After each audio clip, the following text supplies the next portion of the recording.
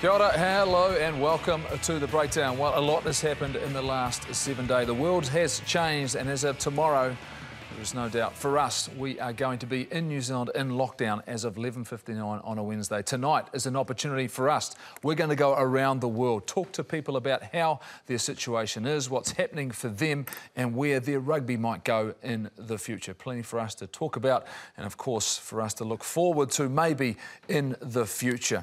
Sir John Kirwan, Stephen Bates is in, Bernadine Oliver Kirby. We'll hear from her very, very soon. But JK, difficult, challenging times for everybody, and come tomorrow night, we are in lockdown. How are you feeling about this situation? Yeah, I'm really proud of the leadership of our country. I think it's the right thing to do, and we need to get on top of it. My family, my extended family's in Italy, and that's a disaster, and we don't want that to happen.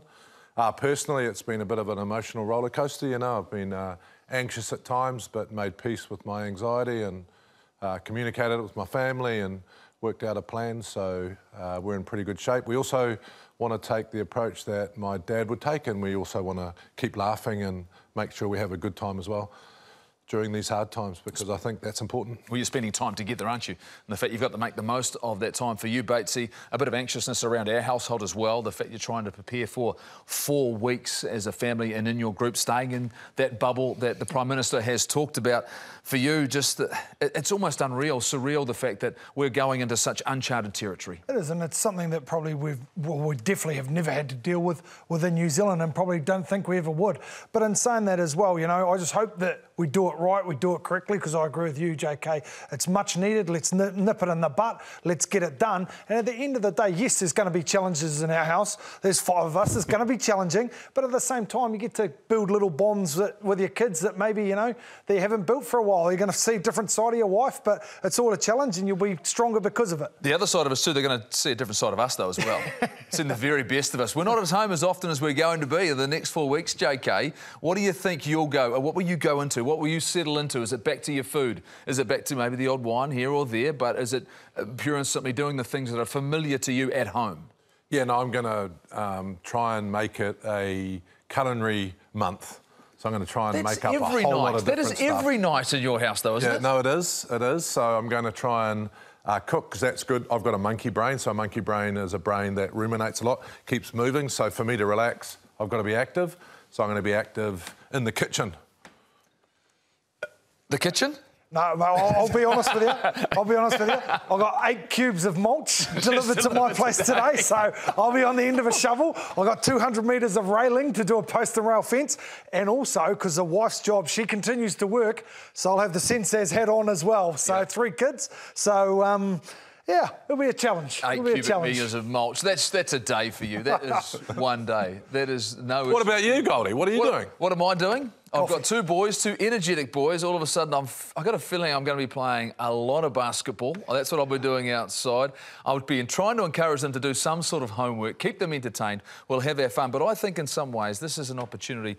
If you need time to connect with people, and it's not going to be right around you. It's the fact that ability to do it virtually, which we're going to do a lot tonight, JK. The fact that you've got Skype, you've got FaceTime. There are ways for you to stay connected with people. Is that the way? Yeah, I mean, for me, the world is really busy. So one thing has been very, very hard for us all is to get time.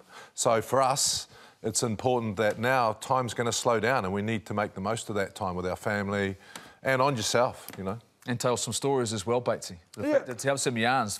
These are an opportunity. Quite often we don't have time to catch up with people. The mechanism is there now. And then that's the beauty about it. You know, like in an ideal world, we wouldn't have this situation, but we've got this situation, and even though it can be difficult, we've got to make the most of it. And that's the time that you get maybe with your son or 2 sons and a daughter, you know, and you'd always... Time's a very, very precious commodity, but what you've got with your tight little network of 5 in my family, you've got oodles of time. So let's make it, and let's put some energy into the most precious resource you've got, which is, in most people's scenario, your kids. And they're thinking they're and they can put some precious energy into that. That's the first thing. How many shovels have you got? That's the most important thing right now for you and your family. Well, like I said, a lot has happened in the last 7 days. A lot has changed. Bernadine, get us up to date how maybe the world of rugby is different now than it was just 7 days ago. You have just said it, Jeff. It is changing so rapidly, isn't it? We hoped it wouldn't, but really we knew it was coming. The formal announcement from the NZR that all rugby in this country is suspended for the foreseeable future. Now, we know there had been plans to fire up a domestic competition, but with the COVID-19 alert level ramping up to 4, the brakes are on. So how long for? Nobody knows. But the NZR has said all New Zealand teams will cease training and no decisions have been made about the future of Super Rugby or the All Blacks tests scheduled for July. Now, the financial impact that will have on the NZR players and broadcasters is likely to be huge. New Zealand Rugby boss Mark Robinson has confirmed his outfit will ask for financial assistance from the government. Robinson couldn't be specific, but he said New Zealand Rugby would need another week to gather information, as you'd expect, and meet with stakeholders before knowing what kind of relief is needed or what package would be available from the government and what it would look like. He also acknowledged that dialogue was needed regarding players' current salaries, again, needing more time to work through that detail. And of course, we'll be speaking to Mark Robinson very shortly. Maybe he can expand on some of those points for us. In Aussie AFL teams, they agreed to an immediate 50% pay cut for 2 months, and it seems pay cuts are a likely reality here, with Dane Coles even saying a wage drop for rugby players is inevitable. The Hurricanes hooker said hopefully rugby players around New Zealand can do their part. Several English Premiership clubs have announced pay cuts from April the 1st, and closer to home, the NRL seems destined for wage cuts too. And just when we got our heads around watching teams play without fans and empty stadia around the world, well, the venues, they're now devoid of any sporting action as well. But Welsh rugby club Scarlets, they've put their home ground to very good use. The Llanelli-based club, incidentally coached by soon-to-be All Blacks assistant coach Brad Moore, has offered part of its indoor arena to the National Health Service. There's space for up to 500 beds, if required, as the region in West Wales rallies to do its bit for COVID-19. All Blacks coach Ian Foster was due to speak at the Scarlets Club and watch Wales play Scotland when the travel restrictions started to creep in. He was in the Northern Hemisphere attending a World Rugby working group when faced with the choice of either get on a plane now and get home or get stuck scenario. So he made it back home before the mandatory 2-week stand-down period, but he's decided to self-isolate at home in the Waikato, the mighty Waikato, with his wife Lee, who also travelled. Good move, coach. What Ian Foster has said is that he's continuing on planning for the All Black tests scheduled for kick-off July 4th. And I'd imagine there'll be some high-powered meetings happening at the moment considering the future of those internationals. It is, of course, a hurry-up-and-wait situation, isn't it? But if they do go ahead, how do you pick your team? Past form and 7 weeks of Super Rugby, quite the challenge for Ian Foster and the coaching panel. Well, a moving beast, and it has been a moving beast for a while, Batesy. The fact that you can't anticipate what's happened and where we are now. The next 4 weeks for Ian Foster, the fact that New Zealand Rugby, there's so many things for them to consider. Is it more importantly about just making sure the players and everyone stays healthy? Yeah, exactly. It's about getting through this time period, and then hopefully we get those July test series. It'll be, I would imagine it's pretty debatable, but then picking a side, you know, there'll be areas where he'll struggle with. Let's say number 8, he'll probably have to go on a bit of gut, but I'm sure going further in 6 months' time, it'll be fine. JK, the lifeblood of our sport is usually when you talk about teams, you're talking about values, you're talking about what people and individuals can do, sacrifices they can make. Those are all values now that are going to, I suppose, for coaches and teams and for players themselves, they're going to need to call on to show the leadership and the disciplines to really, as you talked about earlier, to fix this thing as fast as we can. Yeah, and the thing I love about what Jacinda's done is she's given us a time. She believes that if we can isolate for a month, we will get on top of this. That means life goes back to normal. So I like the planning. I like Ian Foster saying we're going ahead, because right now, if we follow the rules, we should be on top of this month. Now, what does it look like in the future? It doesn't matter as long as it looks like something, right? As long as we've got something to look forward to. And we're all in the same boat. For the first time, this is a worldwide issue. So if the All Blacks play on the 5th of July, wherever the date is, it's not as if, who are we playing? Ireland? Scotland? Wales. Does it matter? They're in the same situation, yes. Right? So everyone's going to be underdone. You know, you're not going to know the team, and that's an even playing field. Let's just hope we can get on top of this COVID-19, and then, all right, we've all got to concentrate. Let's survive this month. Let's get stuck into it, and we're going to be back next month. Awesome. Exactly. Well, that's what we're hoping for. I'm sure Mark Robertson, the CEO of New Zealand Rugby, is hoping for that as well. We spoke to Mark 7 days ago. It is vastly different now than it was then. We've got Mark once again with us, joining us. And Mark, thank you so much. Look, first and foremost, a couple of scares last week inside New Zealand Rugby headquarters. How has that played out over the week? Oh, pleased to, and thanks and good evening, Jeff. But I'm pleased to say that the 2 staff members involved have tested negative, and everyone's thrilled with it. Obviously at New Zealand Rugby, and ploughing ahead now and getting back into work. This is the office, is it, for you, for the foreseeable future? The white walls, you've set yourself up. I've got a feeling maybe you've been there for a number of hours today. Yeah, I've spent a lot of time looking into a screen, to be fair to say, stuck inside this very tiny room, and occasionally I was actually smiling, listening to Batesy before talk about trying to work while you've got, 3 kids running around, which is my situation at home, which is in some ways fantastic that I'm getting to see them at the moment, but they do tend to walk in at the most inopportune times. Robert JK, I hope you've been checking the mirror. Any grey hairs coming through yet? You're looking pretty good so far, but, very, very stressful times, mate.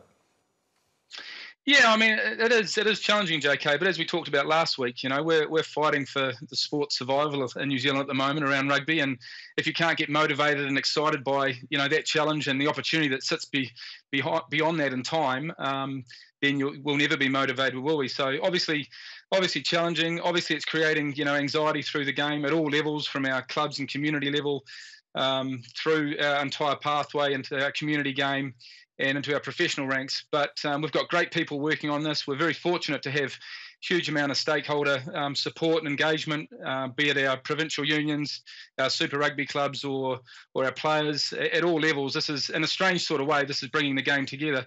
And we just have to take a little bit more time, as Bernie was saying earlier, to work through understanding some of the more information we need to gather.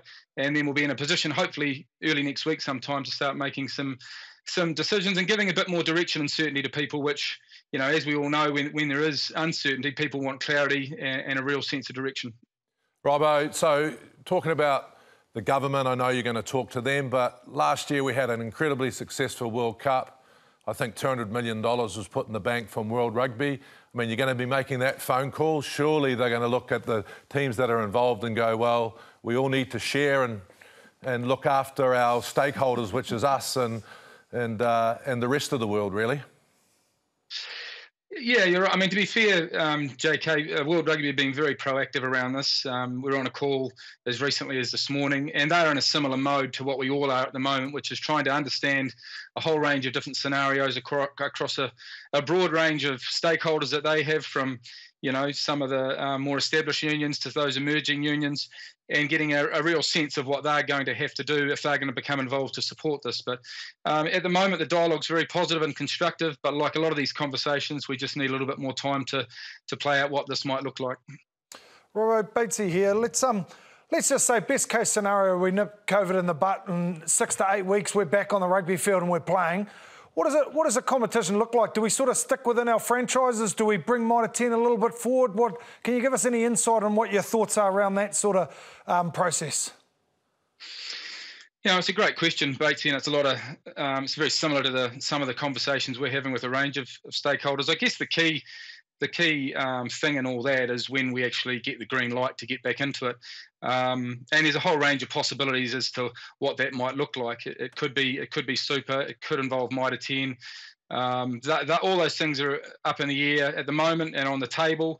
And we've got a team of people much more clever than I am around competition modelling and understanding windows and calendars and all this sort of thing, doing a fantastic job trying to come up with every possible scenario. And we know that's very, very difficult because we can't give any certainty at this time, but a hell of a lot of work's going into the background to make sure that when we do get the green light, and I agree with everyone on the show, the government's done an amazing job in showing leadership at this time, and in a certain way that has created left us with the best opportunity to get on the field earlier. As someone said earlier, if we're looking at a short turnaround to get through this and past COVID, then it obviously creates a great opportunity to be playing rugby all the more earlier. By my count, Robbo, there's 13 test matches, though, to be played by the All Blacks. And if you miss that window, that mid-year window, are there opportunities? Is there a determination? Are there conversations going on with the other unions around the world about how you can possibly get those test matches played? Because we know how valuable those are, particularly financially, to our rugby union. Yeah, I mean, it's early days there, Goldie, but I think the positive thing out of the call with World Rugby this morning, where a lot of national unions were represented, was a lot like New Zealand in actual fact. There's a recognition that we all have to pull together at this time, and there was a lot of positive dialogue and a lot of openness to considering all sorts of different opportunities for the remainder of the year. So, again, it's a bit of a familiar theme, sorry, and you know, I apologise for not being able to give more certainty, but we'll just have to work through that in the next little while. So, Robbo, what's exciting you the most? I mean, I'm thinking about, it doesn't really, with the rules outside the door, it doesn't matter if we go to Europe November, December, January, because that's their winter. We can go at any time. I mean, have you seen some stuff that just really excites you? Says, well, you know, we are looking for solutions. This has come along. This could be a different way to look at the game. Well, the most exciting thing, I guess, JK, is the fact that people are coming together and are really open and motivated to want to make rugby happen. So that's exciting across, you know, all the different stakeholder groups across the country here and around the world. People know that this is a challenging time, and so people are hugely motivated to make things happen.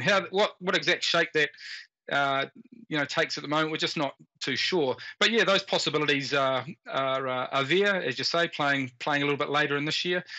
But again, when we work through that, we have to consult and work with a number of stakeholders to achieve that. We'll obviously, you know, want to work hard with our players in that space and our clubs and our provincial unions. So again, it'll take a little bit of time, but the fact that so many people are so spirited and enthusiastic about making some stuff happen is pretty exciting.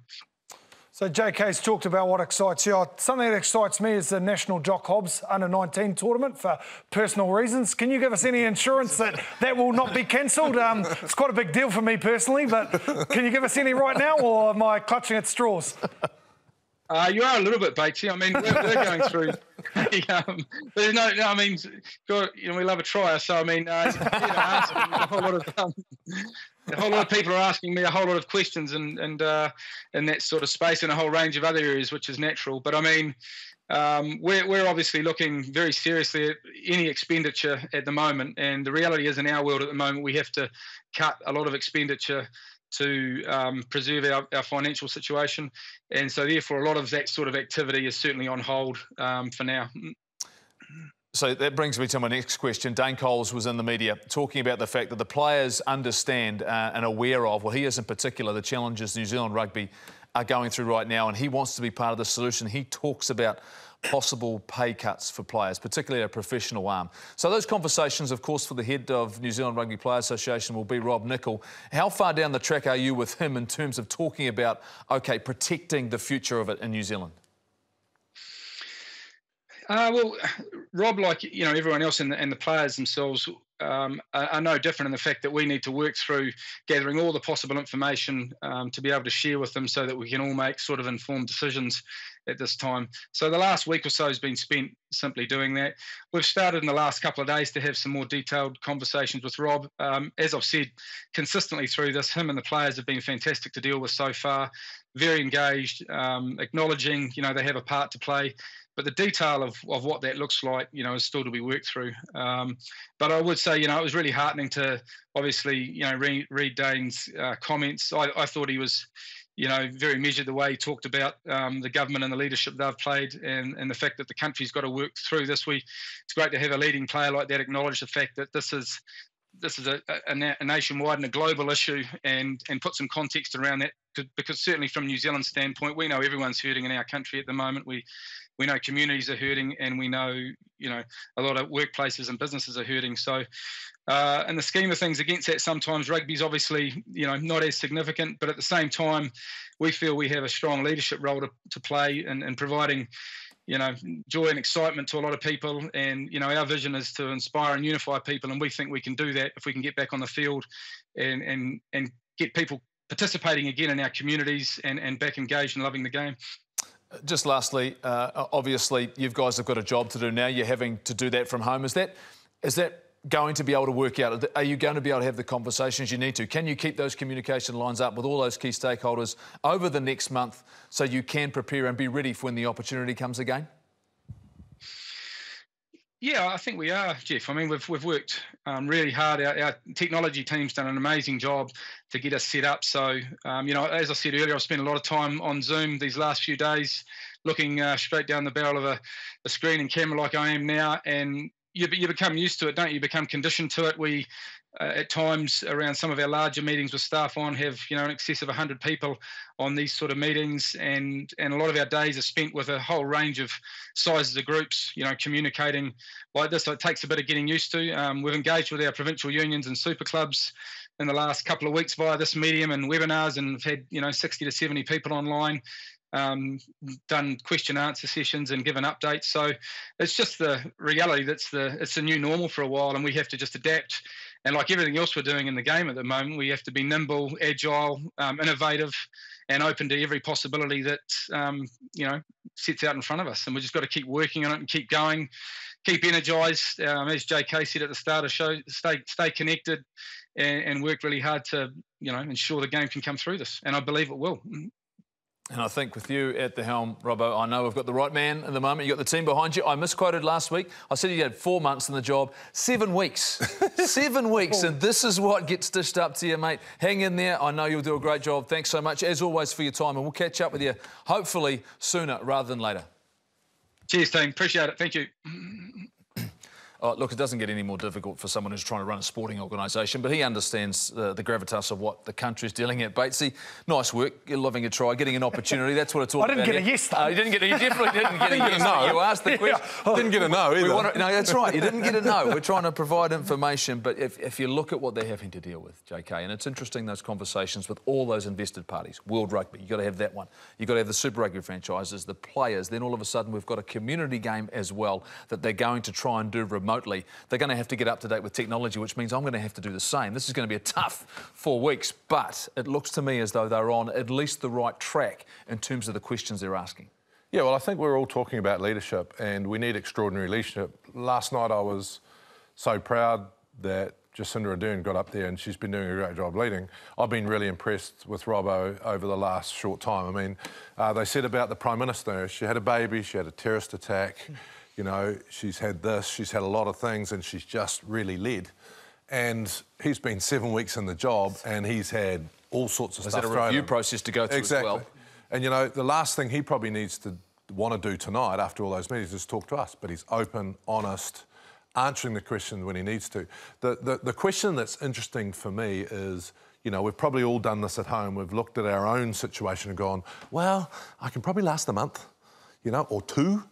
You know, and then you start thinking, well, this is going to get really tight. I mean, I'm sure that the rugby union are looking and saying, you know, if we can get through this in a month, you know, it's going to hurt, but we're going to survive. And I think, you know, that's the most important thing. We all need to think, well, we can probably all survive a month and get back to normal. And that's it. And at the end of the day, it's not an ideal situation, but we live as a general rule, we live a wonderful life in New Zealand, don't we? We've got a great country, so we've just got to suck it up for hopefully only a month, maybe 5, maybe 6 weeks, and then we get back to living how we normally live. So a little bit of short-term pain, and it's not the worst thing in the world. I don't know if it'll ever be the same, though, because we're going through something we've never gone through before as a country, and we'll have to try and make it the same, but everyone, I think, are going to have to make some adjustments. There's going to be some pain, maybe for a little bit longer, and I'm sure the rugby fraternity are across that. Well, we're going to go on the international stage now. We're going to go over to South Africa and catch up with the former Springbok captain, Sean de Villiers. And Jean, I mean, these are unprecedented times here in New Zealand and across the globe. You haven't got any grey hairs. JK's got a few, but reality is we're in lockdown tomorrow night. What is the situation in South Africa for you? Yeah, hi, Jeff. I think the fact that Jake has got grey hairs is because he went into coaching. I never went into coaching. I had hair too, so I went into coaching. That was my problem. Anyway, carry on. Yeah, so, you know, listening to you guys and what you're experiencing in New Zealand, it's exactly the same in South Africa. And we experienced the same last night, where our president, you know, spoke to the whole country and said that we'll be going into full lockdown from Thursday as well, for at least a 3-week period. And I think, our sort of feelings are exactly the same as yours. We also do believe that we live in a fantastic country and that we've got a lot going for us, but we also have a lot of struggles. And that this is something that, as a nation, if we stand together, we can get through it. And everybody has a responsibility within that. Having listened to you guys, it's not just a national thing, it's a global thing. And, I think for the first time, certainly in our lives, it's something that we all need to do together globally. And as a rugby fraternity, I think we all need to stand together as well. John, good to see you again, mate. We're happier times last time we met at the World Cup. So, but in New Zealand, we're talking about, let's be positive about this. We're going to get locked down for a month, and then next month we're going to get back to some sort of rugby. It's probably not going to be a super competition. I mean, what are they talking about in South Africa at the moment if we start rugby, in 5 weeks' time, 6 weeks' time? Is it internal? What are you thinking about Currie Cup? What's coming on the table? Yeah, I must be honest, from a personal point of view, I'm not that in touch in terms of what the talk has been, for a domestic competition. I can't see Super Rugby continuing and that we have a result in terms of the competition as it is. And it might be a case of, just taking it domestically. With us not having sport and live rugby at the moment, it might just be the thing that we needed from a rugby point of view globally, where the interest comes back. You realize that how much you value rugby, and maybe people will start going to live games again, go to the stadiums, watch rugby again. So within all of this, I think there might be opportunities as well, but you need to be a little bit creative in terms of how we put things together and how you proceed with the rest of the of the competition, and I suppose the rugby calendar for the rest of the year. John, you talk about the rugby calendar. I know there's a few of your countrymen stuck in Japan and stuff like that. Do you think in any way that, and the South African boys, they are scattered around the world, do you think in any way that sort of attracts them to maybe come back and play their rugby in their home country? Yeah, look, it's one of the challenges that we do have. It creates a great opportunity to be able to go and play abroad and base yourself there. Whether the current situation encourages them to come back home and play in South Africa, again, I don't know. We know that the Japanese season is different to the Southern Hemisphere season. So it might be a situation where opportunity arises for those guys to come back to South Africa. Once the Northern Hemisphere competitions finish, Japan finishes, they can come here and get some game time under their belts. It might just strengthen the domestic competition for a short period of time. And like I said, maybe just bring back the interest for rugby and create a nice product. It does sound to me that that's the appetite you have for the game in South Africa, given building on what was a wonderful performance in Japan last year, the fact that the team itself looked as though it was going to inspire South African rugby again. This break, which is obviously tragically happening across the globe. What's your appetite for? What is it you want to see? What do you think is going to continue this growth? Because we're seeing it in some of the Super Rugby teams. We're seeing younger players coming through. What would be the best scenario for you? Yeah, I think South Africa's in a unique situation currently, and because or before all of this hit, us globally, in that we won the World Cup. How do you leverage off that, and how do you put structures in place that can really help with the sustainability of long-term success? Not just thinking about every 4 years and hopefully being competitive at a World Cup, but actually being competitive on a yearly basis. Locally and globally on the international stage. So suddenly now SA Rugby are having conversations with the Northern Hemisphere, with those competitions, and seeing where we can fit in and what will be best for South African rugby. Because financially we are under huge pressure, and I think rugby as a whole is under huge pressure financially as well. So if we can put things together now, really build strong relationships that economically helps us over the long term, but also not burn bridges in terms of what we established from a SANZAR point of view, I think we really cherish the relationship and the rivalry that we have with with New Zealand, with the New Zealand teams and with the All Blacks, and that never, goes out the window, because I think that is something that we really value and has a high regard for. So looking at the traditional strengths of where we were versus how can we be economically more stable, and how can we really put a product out there that people want to watch and that excites people, because I think in a way we've lost that excitement over a number of years. John, I mean, the money's up north, we know that. The money's in the Northern Hemisphere. However, South Africa traditionally, like New Zealanders, want to play each other. I mean, can you see possibly the clubs going to the north for money and then South Africa still carrying on with the champions? So some sort of hybrid coming out of this? Yeah, I think so, Jake. And I think a lot has been said in the media about, do we go the Six Nations route, or do we stick with Rugby Championship? The reality is that in a way you might be part of both, or you can be part of both. And it might actually be a way of even from a Super Rugby point of view, or the franchise point of view, you cut it in half, where we have 6 teams currently already, 4 participating in Super Rugby and 2 participating in the Pro 14. Cut them in half, make it 3-3, but get 6 competitive teams in place, or maybe 2 really competitive teams for the 2 competitions, and then more developmental teams as the third. But that you actually strengthen the competitions rather than having 2 diluted teams playing in Pro 14, and even the Super Rugby teams a little bit diluted. So it might be a hybrid in being part of Northern and Southern Hemisphere rugby, which I think will be unbelievable from a South African point of view. Whether they get something like that over the line, only time will tell. You can champion the cause. You look as though you're more than ready to champion the cause. I'm not in touch with the game. You're not sure what's going on. All of a sudden, there it was. We got the whole thing laid out for it. Anyway, we're hoping to see it in the near future. But, of course, you've got your challenges in South Africa like we have in New Zealand. Stay safe, and thank you so much for joining us tonight. Cheers, John. Thanks, guys, and stay safe there as well. We've got the whole lot there, Batesy. Yeah. Everything we possibly need to know out of South Africa. The fact that, and the possibilities. And interestingly enough, as a former player and captain of the Springboks, he's a bit like where Mark Robinson is, the fact that, yes, we know the difficulties, but they're looking at the opportunity, right? Yeah, that's what interests me the most. What about having a South African team in the Six Nations and also in the Rugby Championship? Like, wouldn't that be fascinating for them? For them, I'm not talking about us.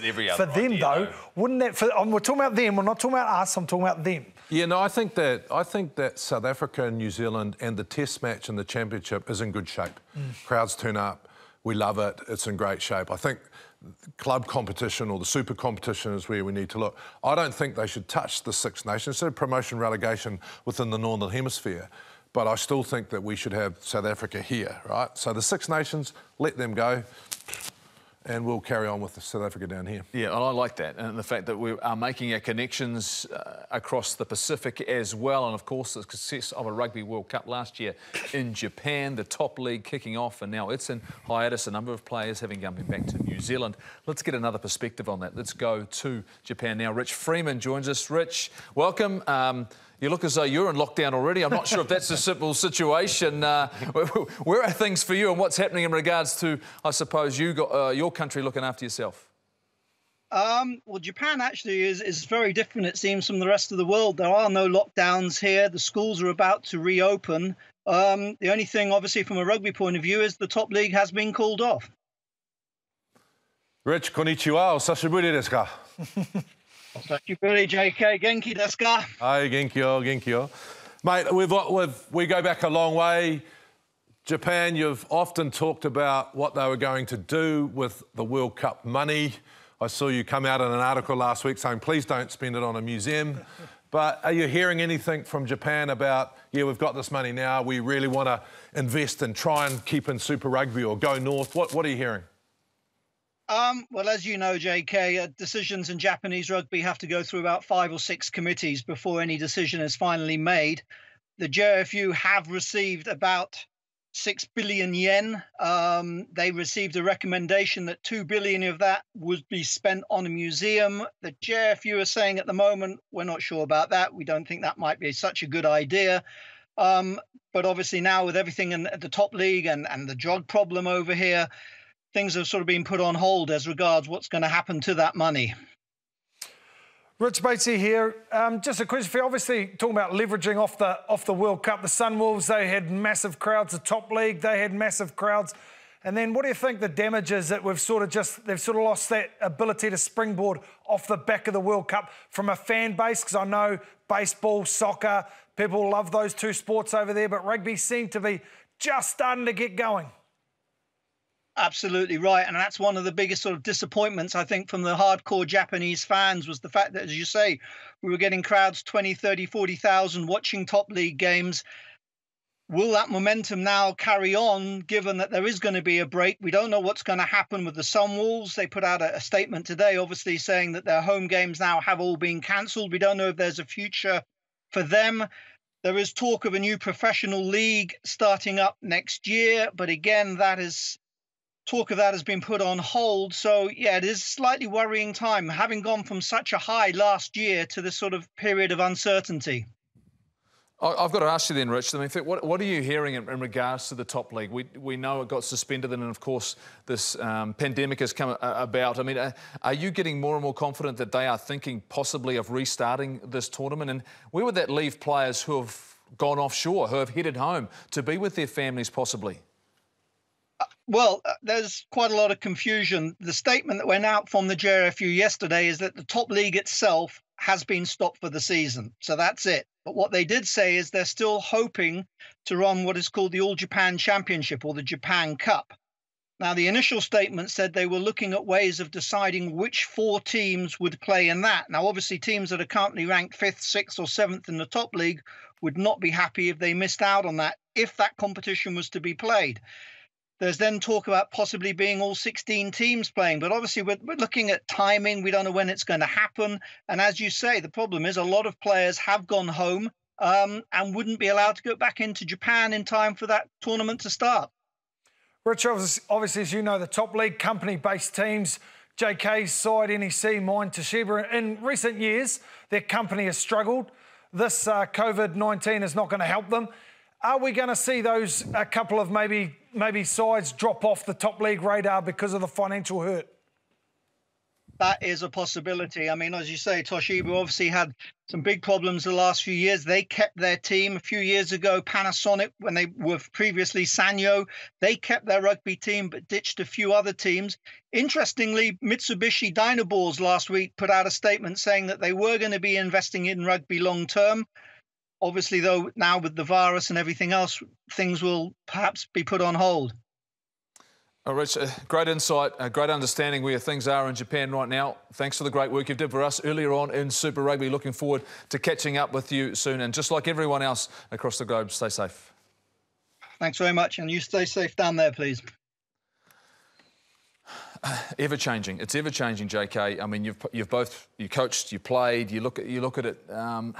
some real uncertainty about the future of their game. We need Japan. Like you talk about the Northern Hemisphere, Japan has the money to help sustain our game. Trouble is with Japan, and Batesy knows this, it breaks into 3 political pieces.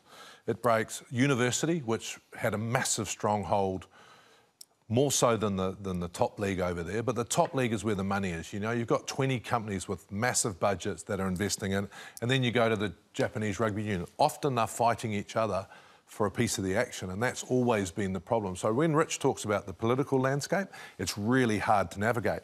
But we need the Japanese down here. We need those big companies staying in the game. We need them investing in our hemisphere, not going north. If they build a museum, that'll be a good one. Oh, no, yeah, and I knew... It'll be a great museum, but I'm not sure that's exactly what we're looking for right now. And after hearing Joe, I knew that Richard posted that as well, but a museum, and you've got to understand and been there to really understand, museum is not what they want. Like, my 2 young boys, when we lived over there, they could not play rugby for their local club. They could play soccer, they could play baseball, they could not play rugby. It just wasn't an option. Get some of that money and put it into the bottom, put it into the kindergartens, introduce Ripper into the game. That's where they start picking their sports. This is where I think you talk about the lead you talked about earlier on, JK, that World Rugby surely needs to take in terms of the future and growth of Japanese rugby when you've invested so much in a Rugby World Cup. Yeah, and when this is over, New Zealand should go to Japan and play 2 test matches as the All Blacks. That's what we should be doing. We should be talking to them, bringing them to straight away into a championship in our hemisphere. Because of the financial stuff, we need them. They're as big as the North, so let's make sure we involve them in this. Are they? Can they be as competitive though, Batesy? Based on just one performance in a Rugby World Cup where they make a quarter-final. Yes, we know it was a special performance. They had a lot of time to prepare. Jamie got what he needed to do, him and Brownie and his crew.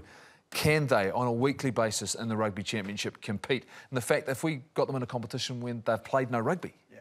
Week in, week out against the All Blacks, South Africa, Australia, at the moment, no.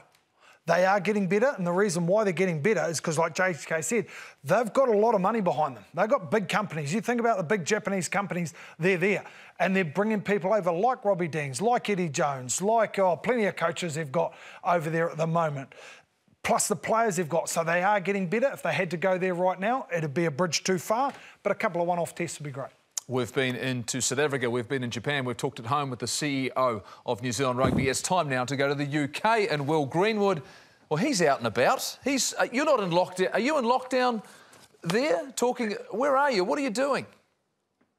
Yeah, I'm in my back garden, Jeff, and we are just waking the 3 children up and getting ready for homeschooling day, working out what exercise they're going to do. I've got Matilda for maths at 10, got Matilda for maths at 2, Archie at 2. So we're just rotating around with Mrs. Greenwood to work out what the heck we're going to do for the next 3 weeks. But we're coping, and like everyone else, we're in the same boat. We've got to do our bit. Well, is that a painting behind you, or is that beautiful blue skies there in that beautiful London where you live? It is beautiful blue skies, Sir John. So it's lovely out here. We're really lucky. We moved out of London about 11 years ago when we had our 3rd child in London. The gardens are the size of a table tennis table. So we moved out just west of London, about 20 miles west, near Windsor. And yeah, we're in the countryside, and we're very fortunate to have a nice garden to throw a football about, a rugby ball about. We've got one of those crazy catch nets, which my kids absolutely love. And yeah, it's going to be all exercise and a little bit of work over the next few weeks whilst we work out how long we're going to be in lockdown and how long before we can go see friends and get back to some sort of normality. Well, from someone who has just done today what you're about to do, play teacher at home, you're on the right track. We've got a crazy catch as well, worked beautifully, short and sharp, in and out, plenty of exercise, make them run to the end of the road, it regenerates them. That's it, exactly. So we've actually, I bought one of those. I thought I was having a sort of midlife crisis. I bought a golf net in the back of the garden, and I thought, you know what, this year I'm going to get down to a lower handicap. And then my wife looked at it and thought, what have you bought that for? Look at that monstrosity in the back of our garden. Oh my gosh, it is paying dividends. My elder, maybe out of all this, I get a pro golfer as a son rather than a rugby player who keeps having to go to hospital, have his shoulder rebuilt. It's not a bad option. I'm liking what you're saying. I'm going to work on my short game at home as much as I possibly can. But I have to ask you in particular, the game itself, the game of rugby, the effect that this is going to have, the flow-on effect to the RFU, and what is the talk at the moment about where the game is sitting as you go into this 3-week break? Great question. There's so much on, Jeff. You know, I don't want to come back with a nothing answer. But the reality is, Darren Child, whilst acknowledging the safety and health and well-being of all the staff, supporters and players, has come out 2 days ago, I think, and said we would like to get the Premiership season finished at some stage. I think they're looking at potentially the early July or games in order to get the playoffs done, in order to get European qualification. The reality is the Champions Cup. There are quarterfinals. You start putting all these things aside before we then roll in Am I dropping out a little bit? Yeah, well, see, it's the same danger we feel here in New Zealand, that we're thinking that everyone's going to be online for the rest of the next 4 weeks, that everyone in your borough there has decided to go at the same time. But like you were saying there, is whether or not there's a determination to get... and can they plan towards something? And what are the responses maybe of the clubs about what they might need to do? Yeah, so spoke to Stuart Lancaster and Alex Good yesterday for my podcast. And Stuart Lancaster coaches Leinster from Leeds. So he's going through a lot of the mental side of the game, the physical side of the game. They're wrapping up old games. They're trying to do analysis from that. So they're trying to keep the players sharp on that. Then individually, they're doing their own sessions, not in quarantine, but sort of in isolation. Alex Good at Saracens, the kit is... There's only so much kit they've got to be able to lend out to the players, and there's the safety of whether the kit is absolutely clean before it passes on. How do you pass it on? So he's trying to work out how to stay fit with an idea that when it all comes back, they can train. So the players are just trying to keep physically and mentally fit, whereas the organisers are trying to work out when on earth will this season possibly take place, and they have to think about that. They can't be seen as insensitive to plan for the future. They are fully aware, and all of them are saying that health and safety is first. But at the same stage, they've got to try and give some sort of idea to the fans, supporters and players when we might come out of this. The problem is they just don't know. And if you look around the world, and I'm not going to get onto the sort of following of curves and the prospective nature of coronavirus in the UK, but the reality to me just doesn't look as though there'll be any rugby before the start of next season. And every now and again, there was that year, I think it was 1993, for example, in the Grand National, with Escher Ness, the horse that never won the National. Every now and a year, things are taken out of your hands, and you maybe just have to start from a new season. I don't think you can go in perpetuity. We will finish this season no matter what, because what happens if we get to January next year? So, yeah, it's a moving feast, a movable feast at the moment. They are intending at the moment to get this season finished, thinking about August. The reality is we just don't know. Well, before you go, just leave it. Where's this podcast? Where can we find it? I want to hear more. Yeah, all your usual level. Actually, we did a really good one, Jeff, yesterday on leadership with Stuart Lancaster, and he was focusing on he was thrown out of the RFU, wasn't he? England didn't get out. I remember chatting outside the stadium, Sir John, to you, and we were doing an event, were we, at World Cup 2015, on the day I think that England were booted out of their own tournament in the pool stages, and Stuart Lancaster never went back to England, sort of collected his books and his computer, and he headed over to Ireland after a little bit of stint unemployed, and then he's totally redefined himself, reinvented himself. The Leinster players absolutely love it. He was talking about leadership, what makes a great leader, what makes a great coach, what makes a great team. So look, skysports.com, the UK version, my podcast is up on there, and we're chatting to Alex Good about that. It comes out every week, so we'd always appreciate feedback from more you wonderful New Zealand listeners, and stay safe. It won't be a short chat, I can guarantee you that. All right, mate, appreciate your time. Hey, thank you so much. Like everybody, take care of yourself and your family. Get working on that golf swing and maybe the crazy catch. Hand-eye coordination. Thanks, Paul. Appreciate it. Cheers, mate. Gosh, everyone we've got can chat. Love a chat. Tony Brown, he is waiting in Dunedin. He has been waiting. He's in isolation for 7 days. He's got 7 more days to go. Of course, before he joins his family, we want to catch up with him. But first, let's have a look at some of his concoctions as a coach when he's been coaching down in Dunedin. Dixon, Pryor, heels away with it. Sorpawanga, Aaron Smith, the wrap around. Battis just into a little bit of space and slips. The tackle. Battis heading for the corner. What a try!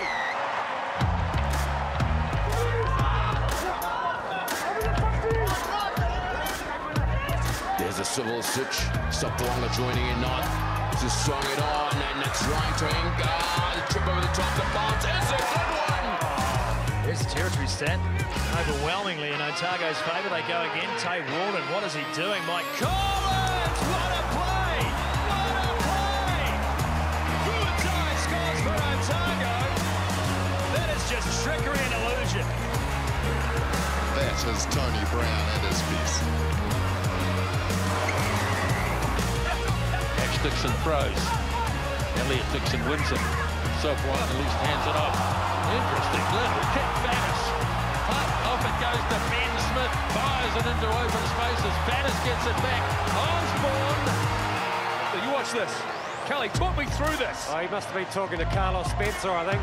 I don't think I've seen Brownie even try that. I bet you it was his idea. Oh, it's a Tony Brown special. I think I almost pulled my hamstring, but she's good fun out there. Welcome back to The Breakdown. We've been to South Africa, we've been to England, we've been to Japan. Time didn't go all the way down to Dunedin. He's been in 7 days of isolation already. Brownie, you're looking fairly sharp considering what you've had to go through. And you've got another 7 days at the back of your house, mate. How are you coping with it all? What have you been doing? It's been pretty good so far. Obviously a bit boring, plenty of Netflix and, you know, just getting out and about, a bit of isolated running and biking. You ran me through and told me you played golf by yourself the other day and chipped in for an eagle on a par 4. And have you got any evidence whatsoever? I did take a photo post chip in, but yeah, a bit of solo golf, early hours or late evening. A short par 4, obviously. No, long par 4. I don't believe you. I don't believe you. You've been looking after yourself. Of course, you've been able to cook yourself. That you're sitting outside. You've been barbecuing. I see that you've got the old issue Swan Dry on it all. Let's talk about what are the conversations you've been having with the rest of your teammates. Is it a case where you're talking to the coaches every day, or have you guys just had a complete break and focused on maybe what you can do when you get back together? No, we've been talking every day. I think, you know, the landscape's been changing every day around what's happening. So we're not sure if we're playing in 2 weeks or 3 weeks, or obviously now it's a bit longer than that. So, you know, our planning still goes on and we're trying to make sure we adapt and prepare our side as best we can. Brownie, JK, you know, just want to change the geography on you a wee bit. You know, we've just spoken about it before, about bringing the Japanese down into our competition. I know you've said in the past they wouldn't be ready. What do you see as the best option to bring the Japanese so that we can end up with maybe them in the championship? Yeah, I just think that with the Japan side at the moment, it's the preparation time, playing quality opposition week in, week out. So, you know, I think last year at the World Cup, we played some really good teams leading into that World Cup, and we, you know, had the players for a long period of time without them being involved with their company team. So if we can get the preparation time and get them playing against quality teams, then they'll definitely be, you know, able to compete with some of the best teams in the world. Brownie, Batesy here. You're obviously over in Argentina there for a while, and then the game was to be played behind closed doors, and then the game was off. What was going through the head? What were the emotions for you and sort of the team? Was it sort of a little bit scary or a little bit daunting, or what were the emotions that were flying around?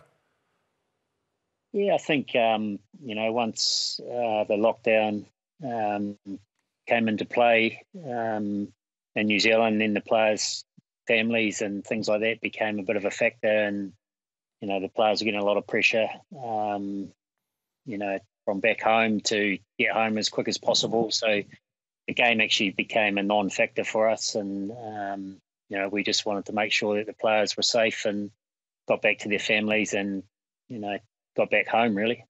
So with that now, you know, as of tomorrow night, the players, you're all in lockdown. Everyone across the country is in lockdown. A lot of the guys will flat together, I am sure. What are you asking those guys to do over the next 4 weeks? What sort of communication will you have, and how are you going to try and keep them, I suppose, ready to play some football if the opportunity arises? Yeah, well, it looks like it's going to be at least a month, I suppose. I'm not sure, but around the actual date. But it's going to be a while, so just to stay, you know, active, I suppose, and make sure mentally you're in a good space, and making sure you're having a bit of family time and enjoying the isolation as much as you can. And when the time sort of gets a bit closer, just to up the intensity on your training. There's still plenty of things you can do around running and biking by yourself. And I know that a lot of our guys have got their own gym equipment, and there's been a few things handed out around Dunedin. So there's plenty of things for the boys to do, and, you know, no excuse really. They're professional athletes. So when the time comes, get into their work and get ready. Any concerns about any of them? I'm assuming they're watching the show knowing you're going to be on, so you can give them a quick, you know, just eyeball them now, you know, going, this is your opportunity. They can't avoid you now if they're watching the breakdown. Oh, I think KFC's closed down, isn't it? So safe for the... Is that your major concern in Dunedin to some of their boys, the old shortcut home? Oh, the fact they can't get out. No, I'm sure most rugby players understand what's required nowadays, and they're pretty professional. So I think it's important that they have a rest for a week or two, and then, you know, when the dates come out around when the competition starts, then it's time to increase the intensity. And now, obviously, with our boys down here, we've got to do it more than the rest of the country. So we'll see how we go. Mate, hey, thanks very much. What I can tell is that Marshy, when I spoke to him last week, he's got 4 weeks of preparation in terms of squash. He'll be getting himself ready, conditioned from home in Queenstown. He's coming for you. Well, this is his chance because I can't play, obviously. So I'm sure if he gets himself ready, he might. Oh, true. See how we go. Right, Brownie, thanks, mate. Appreciate it. Look after yourself. Mate, it's always great to catch up with them. Down in Dunedin, look at that, they'll be like everybody else, really challenging, you know, to be in a situation like Tony's. The fact that you have a week in isolation. He's got another week before he gets to be with Alex and the girls. So, I mean, for a lot of these players, this is going to really, really test them. Like everybody else, JK, the fact that that physical side, that nature, that mental side of the fact, there's something they've been used to doing for a long time. Yeah, and you miss it. You know, I think the thing that I missed was the training, because you could burn the food off, you know. Yes. So, you know, you think about it. These guys are eating, you know, 3,000 to 4,000, 5,000 calories a day because they're burning them off. They're just going to have to be really careful, because there's also the safety factor, right? Our game, you just can't come off a 5-week break and you know, be ready to play the week after. So they're going to have to do some special stuff to make sure that they are ready, and they're going to have to stay off the... And you're not 6'6" and 130 kgs like our next guest. And he's the captain of the Blues, Patrick Tuipulotu. JK is just talking about it. He's talking diet. He's talking about conditioning. You've got 4 weeks, Paddy. How's the pantry looking? And all of a sudden, you're fending for yourself. Is it up to you? What are you going to do first and foremost? And how are you coping with this drastic change? Hey, guys. Yeah, pantry's looking pretty good. Looking pretty normal. We did our normal shop. But, yeah, it's 4 weeks coming up. We managed to set up our home gym in our garage, so plenty of training by myself and with my partner at home. Hey, there is a danger in that. You've heard of the saying, too much gym, not enough speed work. You do know that. Yeah, I think there's plenty of guidelines for us to head out to a field and do a couple of runs, so that's on the cards. Wait for our trainer to give us a program and we all go. Paddy, JK here, mate. Amazing 12 months for you as a player. I think all of us around the world, especially for us pundits in here, were saying, oh, you know, he looks a bit more agile. You know, he's a great young leader now. I mean, what has been the biggest change for you? What do you put it down to? Well, I think last year I got to a point where I wasn't happy with my fitness and my strength and conditioning. So I think the plans put down through Phil Healy and Nick Gill going into the World Cup was really good for me. And for me to have a big break after the World Cup, that's where I seemed to let myself down. So big focus on keeping fit during that stage, and I managed to do that. I'm proud to say I kept fit, and I think that's paying dividends. That was paying dividends into the season. Paddy Batesy here. So you've mentioned the pantry's pretty full, but I just want to check that your younger brother Hamden is not isolating with you, because they might not know, but he's actually bigger than you, and he'll demo that pantry pretty quickly. So he's not with you at the moment? Nah, he's staying at our family house with mum and dad. So he's the one that weighs 130 kgs, not me. And the rest. Mate, I was just trying to talk you up with the fact you have the big body's moving other people around you. All right, Paddy, let's talk about, obviously, it had been such a positive season for the Blues. You guys had already obviously made some big strides. How do you keep that momentum going? How are you guys keeping that contact? How are you guys talking about or going to, hopefully, when you come back in, keep that momentum? Yeah, obviously tough with what's going on around us, but I think our whole team managed to get on a Zoom call a couple times. So we're connecting through that, and look, there's a couple ideas with everyone connecting in terms of training and posting it up, and sort of getting around each other without being around each other. It's tough, but I think in times like this, we've got to get together and sort of push through. Paddy, leadership, you know, people are talking about how well you're leading the Blues this season. Have you moulded yourself on someone, or, you know, how are you finding your navigation through that hard job? Not so much. I think it's a big collaboration, really. I think last year it's quite tough doing it as two, but I think with a bigger group now, the support of Rico Ioane, James Parsons and Tom Robinson and our leadership group makes things easier for myself. In saying that, I'm a pretty calm guy, so I find I can see two sides to everything. So with that, I sort of base my actions and decisions around that. So I pride myself on that, and luckily enough, it's been going good for us. Paddy, we try and see the two sides of everything, but it's difficult for us on this panel.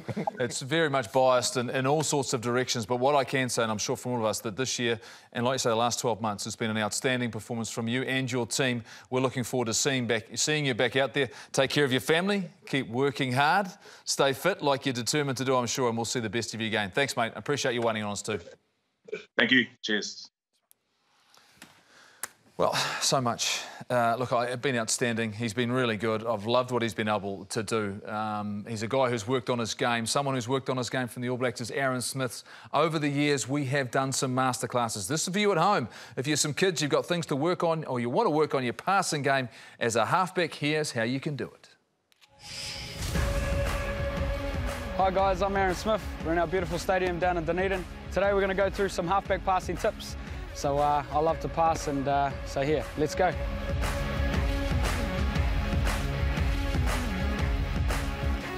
Step one, we're working on the pass off the ground, and the first step for that is getting your inside foot really close to the ball.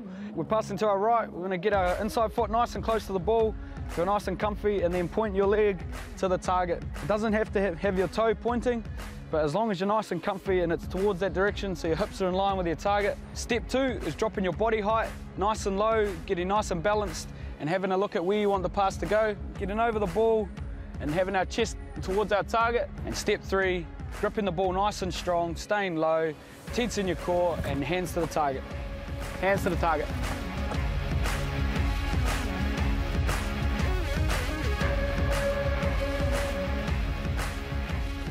So step one, to pulling the ball out of a ruck.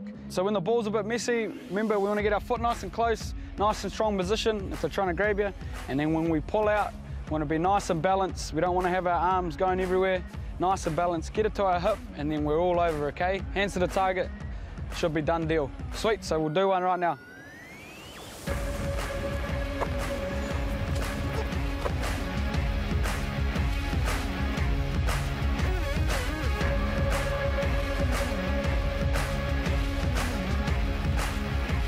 So just in summary, make sure step one, you get your foot nice and close. Step two, get your body height nice and low. And step three, follow through and hands to the target. Let him go, let him go. I'll let him go. One of the best in the game, one of the best passers in the game. We've got a game of Guess Who coming up now. It's out of Wellington. Oh, there he goes. He's back at the... I thought it was just going to go there. It's Ardie Savea joining us. Ardie, you look as though you're doing some couch time. Oh, mate, I was on the table, but then I was like, oh, I'm getting a bit tired, so I'm jumping on the couch. You're getting a bit tired. So what does that tell me? What have you been up to today? Is it training? It's rehab? We haven't seen you in 2020, and I know we're not going to see you for a little while yet, but how are you feeling about things? How are you feeling about the situation, and how are you talking and spending your time with your family? Yeah, obviously it's pretty massive what's going on, and just feeling sorry for a lot of people that are in a kind of worse situation at the moment. And yeah, I'm just pretty grateful, mate. I'm just trying to connect with the family, getting prepared for the next 4 weeks that we have, and just trying to keep the little one occupied for the next 4 weeks. So that should be interesting.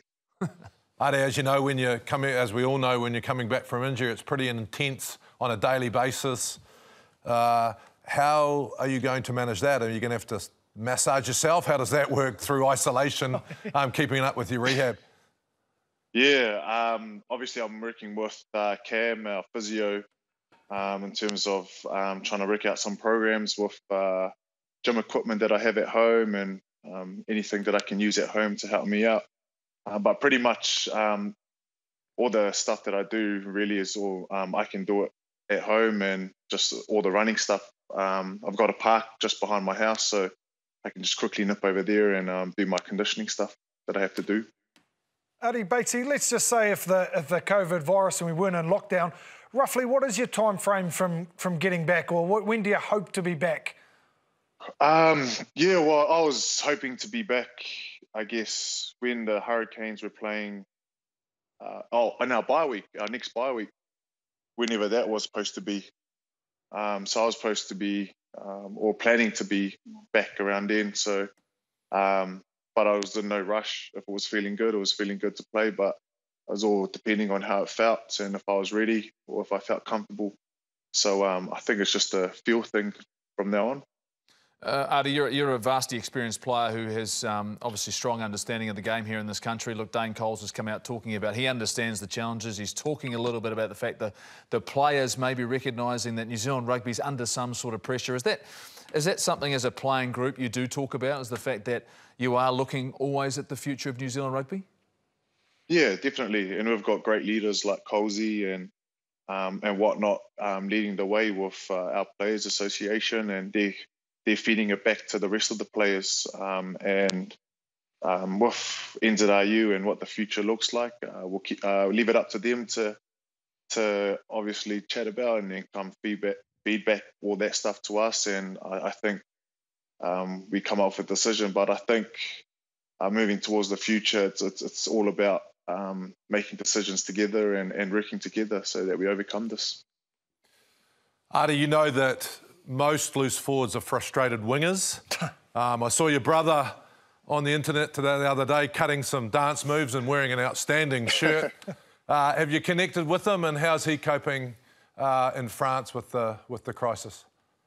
Yeah, he's kind of been giving some advice because they're a couple of days in lockdown. So I've been asking him what he's been doing to keep his little one occupied and activities. And yeah, he's just been dancing, mate. He's just been dancing, doing some fitness, body weight circuits. So we'll be having a lot more Skype sessions with the family over the next couple of weeks. This is always bodyweight sessions. That's all we've got these days. Batesy?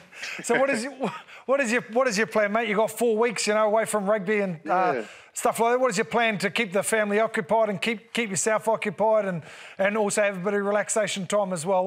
You got a plan yet or not yet? Yeah, my wife just written up a whole schedule.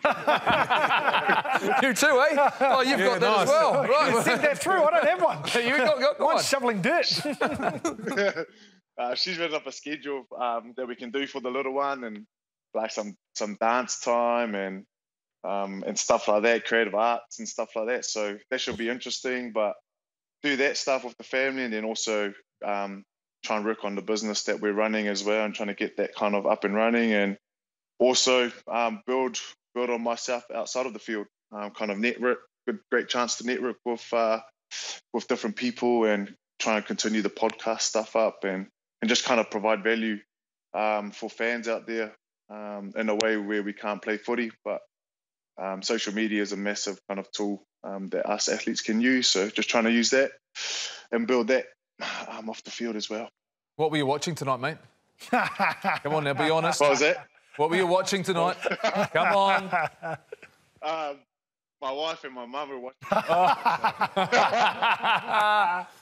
What did you say? Was it Married at First Sight? Married at First Sight, I think. Oh, sweet. Any dramas tonight? Anything happen? I wasn't paying attention. Oh, I wasn't paying attention. You'll be paying attention. You're absolutely paying attention. Thanks, Ardie. Look after you. Look after yourself. Look after your family. Look forward to seeing you back out on the field very soon. Take care, guys. Stay safe. Outstanding. Great to have players being available. We've got plenty more to talk about after the break, but most importantly, we're going to catch up. The one and only Richie McCaw joins us live.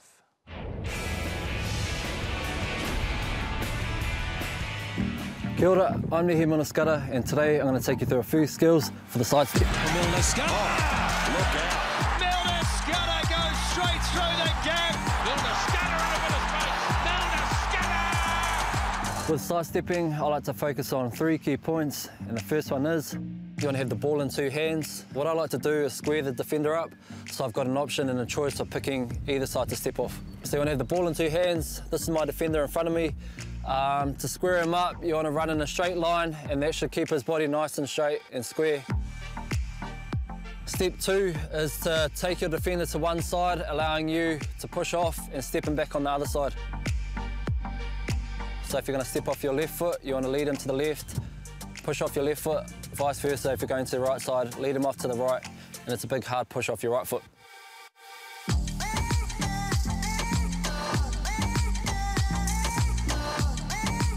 So the third step is the side step itself. I guess everyone's got their own kind of way they like to step. My personal preference is I like to do a bit of a hop and a skip, and then really push hard off one foot.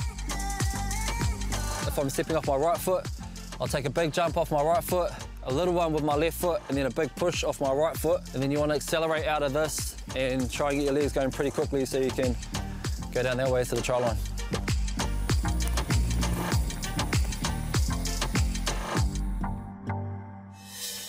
Yes, the great Nehi Milner-Skudder, what a sidestep it was. And next gets didn't quite have the same sidestep.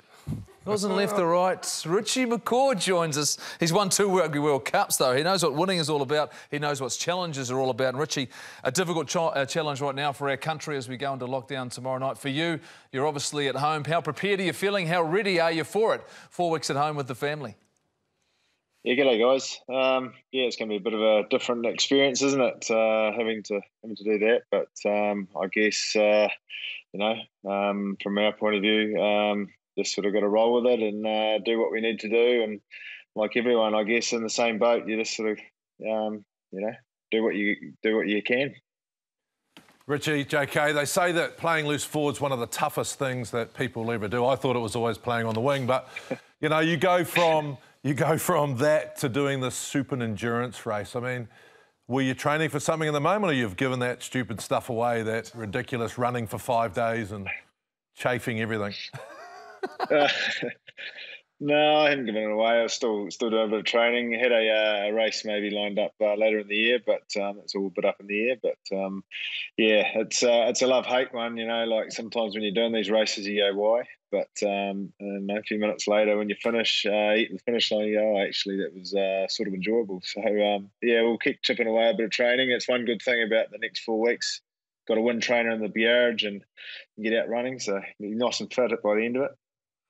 So, Richie, Batesy, so obviously, you know, so you've got a wind trainer in the garage. What's your rough plan, mate? What are you going to do for 4 weeks, pretty much housebound? Yeah, I'm not too sure, really, apart from probably do a little bit of that. Well, one good thing, I guess, on a serious note, is you spend some quality time with the family, and obviously with the little one running around, that's going to keep us pretty busy. And you know, they don't really know that it's locked down, so you know, keeping them entertained is going to be an interesting experience. But I guess that's one positive about it. But yeah, I think like everyone, sort of, you know, work it out as we go along. Richie, we're a rugby show. This is what the Breakdown talk about. We've been talking with people all around the globe, and there are some obviously challenges facing the game right now. A review done at New Zealand Rugby, and then the challenges are in front of us right now. How concerned are you about sort of where things are sitting with rugby right now, and the fact that, you know, do we need a reset the way you've seen it and what you understand? And how might you like to see that happen? Yeah, well, it's... I guess the one thing, you know, let's look at from a rugby point of view, I think every sport's in the same situation. You're wondering what it's going to look like once things turn around, and what sort of damage has been done through obviously missing competitions, all that sort of stuff. So, but you know, in some ways, if you look at, rather than looking at what the problems might be now, is actually what opportunities might open up, and there might be some good things come out of it if you can deal with, say, the financial hit that things are going to take. But you know, I know a lot of people will be thinking about what they can do to you know, get people excited. But one thing, you know, you hear sometimes, oh, people get sick of seeing rugby or sport in general, they've seen too much of it. It's amazing when you haven't got anything to watch, how important it is to everyone's lives, from an entertainment point of view, something to talk about. And I think from a rugby point of view in New Zealand, it's shown how important it is to New Zealand. And, once that opportunity to get back out there, whatever form it looks like, I think people will be excited just to either be back playing or back watching. And that might in the long run actually be a positive for our game, but just remembering how important it is. Pretty hard in the household in the last couple of days too, Richie, with the Olympics up in the air. So your lovely wife's been training incredibly hard to try and achieve those goals. So you know what disappointment's like. It's going to be a tough little time, but let's are you talking about maybe keeping going to maybe the Olympics being in 6 months or 12 months? Yeah, it's pretty tough on the girls. They've right in the middle of their training, and they're training pretty damn hard. And I guess it was nice to be able to help out and support. Hoping to go through to the Olympics in July, but the way it's looking now, that's not going to potentially happen. And there's going to be a whole lot of things in the air. Whether if it's 12 months' time, you're still involved, what different situations are after everyone. So I don't think it's sort of without a decision firmly been made. It's quite a tough one to keep training like the Olympics could be there, but in the back of your mind wondering that it may not be, maybe 18 months away. It's tough on all athletes. So, yeah, a bit of disappointment and I guess just not knowing, but I guess you just can't do much about it. One thing that this has done is it puts in perspective, sport and all that, that being fit and healthy around your family is the most important thing. And I guess, you can put aside those disappointments when you have that, because a lot of people don't. When you think about the Super Rugby that we have seen this year, is there anything that sort of to your trained eye that has sort of stuck out for you, which is slightly different, or anything that you've sort of sparked a bit of interest in your head? I've really enjoyed the games I've watched this year. I think, well, first of all, the games I've seen, perhaps, they've been even, and seeing like the Blues get up in some games that, they've sort of shown that a bit of confidence can make a big difference. So, look, I was really excited to see what was going to happen. You couldn't really pick who was going to be there at the end, which I think bodes for a good competition. And so it's a shame we've missed out on that potentially. But yeah. You've made JK's night. You've made JK's night. I'm pleased I'm recording the Blues. You mentioned in the Blues. I'm pleased I'm recording this. Yeah. I'm just going to keep playing it over and over. It's going to go over and over again at the Kerwin household. Richie, one of our... You've got to have a little hope sometime, don't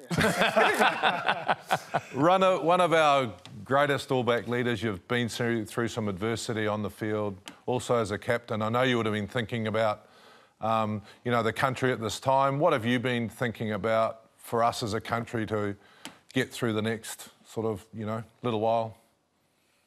I think, well, you think of businesses, and I'm involved in a business that, you got challenges ahead, is actually, it's trying to just work out what you can control. There's things that are completely out of your control, like the fact that, people can't go to work, the fact that, businesses have lost, revenue, all those things.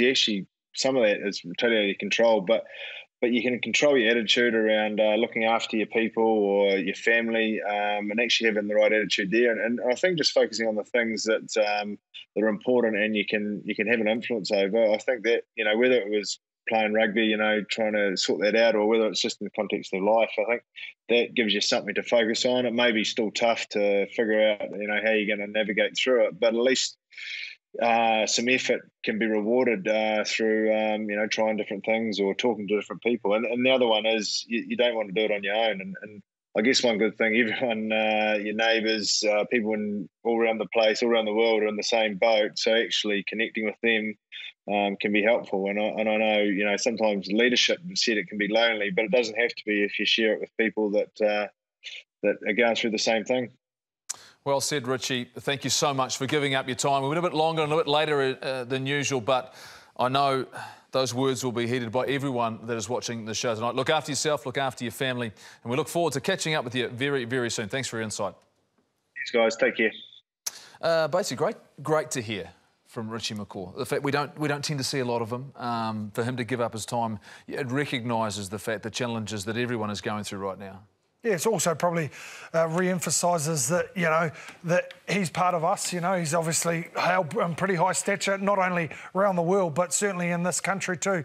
But just a few words, you know, that everyone is in the same boat. It doesn't matter sort of what stature you hold. We're all in this together, and hopefully we get it done together. Yeah, absolutely, absolutely. Bernardine has been waiting patiently from the very start to the end. We are just about there. You've been over there nodding off, I reckon. Cracking show. You've been working hard, preparing for your big moment at the end. Absolutely gripping. And what I'll say is I'm learning something about everybody. Jeff, Ardie and I have a whiteboard to keep the family ticking over. Batesy, you're desperate for ideas because you're daddy daycare over the next month. What are you doing with the kids? JK, I'm really worried about this food theme. I think maybe we need to weigh ourselves before and after the month. He's got a bike at home. He knows exactly what he's doing. We're either going to lose 10 kg or put on 20.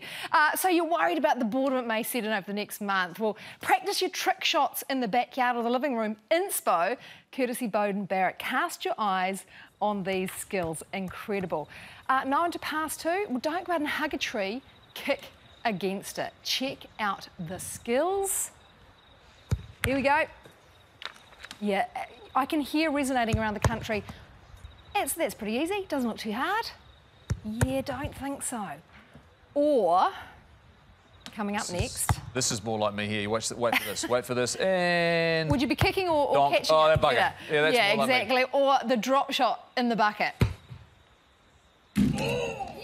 These are all ideas for tomorrow. Yes, These are all ideas for Daddy Day tomorrow. Are you recording the show too? Yeah. I got it in a jumbo bin once. Who's going to teach The neighbour. Oh, they're not allowed over. They're allowed over tomorrow. The neighbour can come tomorrow. Isolation room, mate. So you can only imagine how many balls are going to end up in the neighbour's yard or, you know, windows smashed. And yeah, that's okay.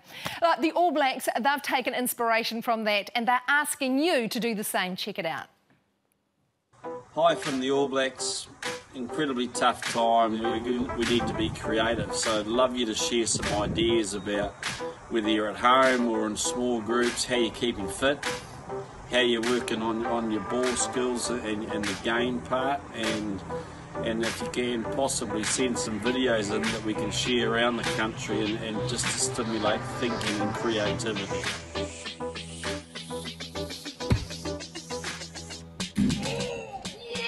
Yeah, I reckon that took probably 18 goes. This old fella's going to do the same. Lucky the window survived. What do you reckon?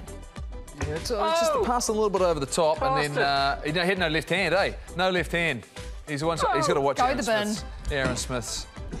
Or it could be a bit of you, Bates. Is that one tomorrow? I thought that was a ball. Yeah. That was a ball. Yeah. Toilet roll. They're valuable. Too valuable to kicking. Don't valuable kicking. JK, you couldn't do this. We know. No, I got it. I'd miss a jumbo bin. Wingers can do everything. One of those skips. You'd miss a skip. You'd miss a skip. Yeah. Oh, there he is again. Good against the tree. And there's your bog rolls. Yep. Oh, nice. Straight in the bin. Once again, though, where's the left-hand pass? Everyone's right-hand dominant. Both sides, eh, Batesy? Yeah.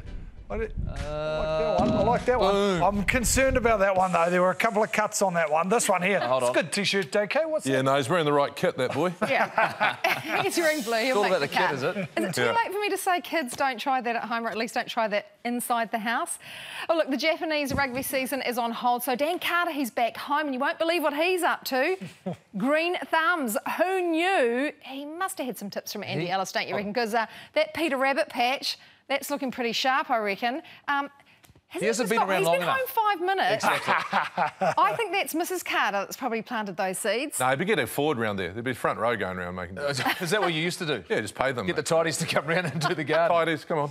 Especially DC, so, you know. He's right across his 5+ a day, though, isn't he? The old autumn veggie patch for Dan Carter. We've seen some incredible messages from around the globe encouraging us to all do our bit as we muddle through the next month. Batesy a bit more than other people. No doubt, though, we'll discover some new annoying habits of family members in this lockdown month. This man needs no introduction, and his message is pretty cool. Morning, fam. yeah, having a laugh in the Williams household at the moment this morning. But in reality, excuse me, darling, excuse me. In reality, what's going on today, well, around the world, the last few weeks or last month or so, whatever it is, how long it's been going on for, is really serious, you know, and just want to send a message out there to say that take this thing seriously, listen to the guidelines, try and stay home when you can. You know, I know everyone's in different situations, and also just a massive shout out to the health workers out there that are putting their lives at risk and looking after us. You know, to the youngsters or the people out there that are thinking that they're bulletproof, just imagine that, you know, someone that you know, that you love, that you cherish, gets affected by this. So, yeah, stay safe, fam, and God willing, this plays out sooner rather than later. Sending lots of love. Cheers. Very, very cool. How many of us will be like that, do you reckon? Kids climbing everywhere and cabin fever setting in. Here's a man who's happy to be indoors, having some cabin fever, just happy to be standing up and now walking. 10 weeks ago, the former hurricane, Michael Fatialofa, was lying in a hospital bed in England, paralysed from the neck down after suffering a serious injury in a premiership game for Worcester. Now look at him. The 27-year-old stunned medical staff walking during a rehab session at Stoke Mandeville Hospital. His wife Tatiana, she called it a miracle. Just incredible. He's been in hospital since the 4th of January.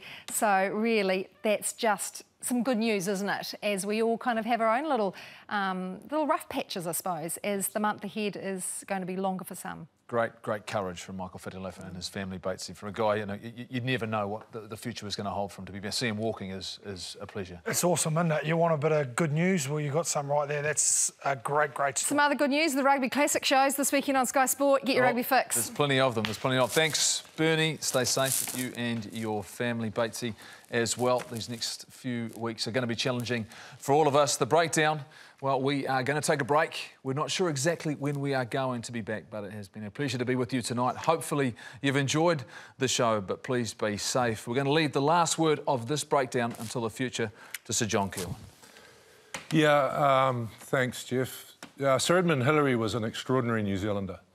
And when he came down from conquering Everest, he said a great New Zealand saying that we'll all remember. He said, "I knocked the bugger off." COVID-19 is our Everest right now, and we need to be extraordinary, I believe. We need to stay extraordinarily safe. We need to be kind to ourselves and to each other. We need to work together. If we do these things, stick to the rules, we'll all be extraordinary New Zealanders, and we'll knock this bugger off. Until the next time.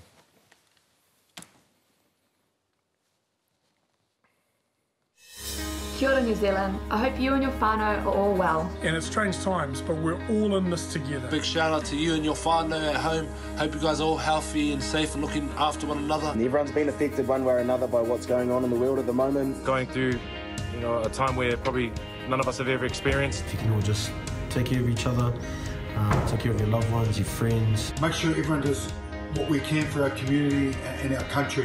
Be good to yourselves, be good to each other, and keep it focused on the things you can control going forward. Be safe, be kind, keep smiling, and look after one another. Spread the love, look after each other. Take care out there. Most importantly, though, we're all in this together. We're all in this together. We're all in this together. We're all in this together, New Zealand. Kia kaha. Kia kaha. Kia kaha. Kia kaha. Stay strong.